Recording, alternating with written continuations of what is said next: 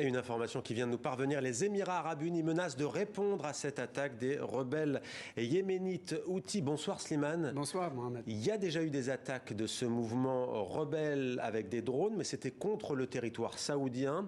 C'est la première fois que les Émirats sont visés. Quelle est la portée de cet événement ? Alors, la première portée, c'est que vous le disiez, c'est la première fois que les Émirats sont visés. S'il se confirme qu'il s'agit d'une attaque de drone, parce qu'on n'a pas encore la confirmation indubitable. Si c'est le cas, ce drone aurait parcouru 1800 km entre Sanaa et Abu Dhabi. Premier constat, ça veut dire qu'il y a un outil de combat entre les mains des rebelles pour pouvoir frapper aussi loin. Premier point, et il n'est pas insignifiant.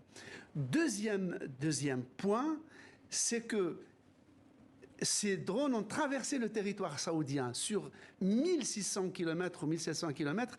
Ça veut dire que le système de détection anti-aérien saoudien, qui est pourtant conséquent et sophistiqué, n'y a vu que du feu.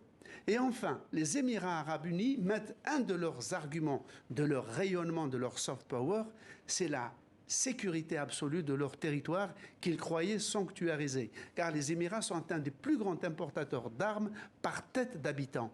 Or, s'il se confirme encore que ce sont des drones, ça veut dire que le système de défense émirien, qui est très onéreux, très sophistiqué, n'y a vu aussi que du feu.